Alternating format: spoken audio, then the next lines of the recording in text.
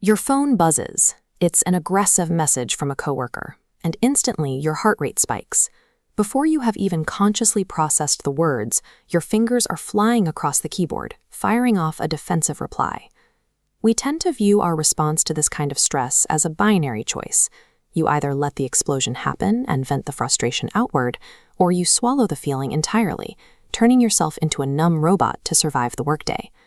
True emotional regulation requires a different approach. You stop trying to prevent the emotion from happening and instead focus on separating the internal feeling from your external action. This diagram illustrates the mechanics of that separation. Look at the top path, where a trigger connects directly to an automatic, chaotic reaction.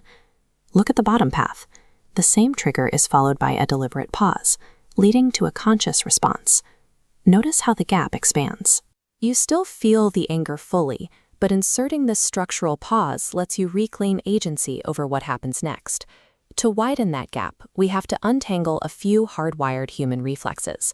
The first is the overwhelming urge to strike back the very second a conflict arises. This diagram of the brain shows why immediate action usually fails.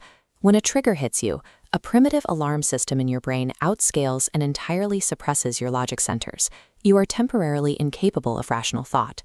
Bypassing this biological override requires a structural delay, like the 24-hour rule. You physically step away from the stressor to let your nervous system cool down, ensuring your logic centers are actually back online before you engage. The opposing instinct is equally flawed.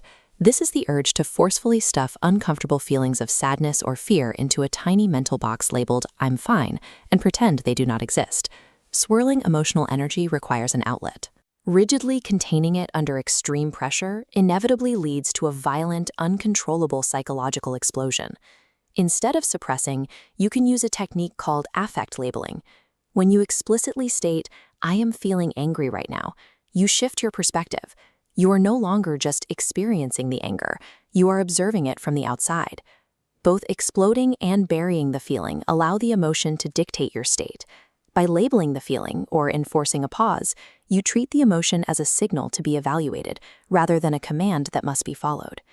The next flawed instinct shifts away from our own feelings and focuses on external forces. Our natural empathy often tricks us into absorbing the emotional chaos of the people around us. When someone approaches you in a frenzy, catching their frantic energy through emotional contagion does not help them. It simply renders you equally dysregulated and completely useless to the situation. You have to establish an emotional boundary. Think of this as a translucent protective shield that deflects the incoming chaos, allowing you to remain centered while still offering a calm, compassionate presence to the person struggling. Our fourth instinct is an anxiety trap. Your brain mistakes endless rumination for productive preparation, keeping you sprinting without making actual progress. This diagram illustrates a better strategy, radically dividing your reality into two strict categories. One circle represents everything you cannot control, and the other represents what you can. You must actively choose to step exclusively into the actionable circle. Unchecked empathy without boundaries simply multiplies the chaos in a room. And worry without actionable steps is nothing but wasted psychological energy. The fifth and final instinct we default to is the dependency reflex. This happens when we hand over responsibility for our own mood to the people around us, expecting them to fix how we feel. Emotionally regulated people operate with an internal locus of control. They build their own self-contained toolkit of soothing mechanisms, like going for a walk, practicing deliberate breathing, or keeping a journal, so they can stabilize themselves. Relying solely on others makes your stability fragile, dependent on their availability. Mastering these internal tools ensures that your ability to return to a state of calm remains within your own reach, regardless of who else is in the room.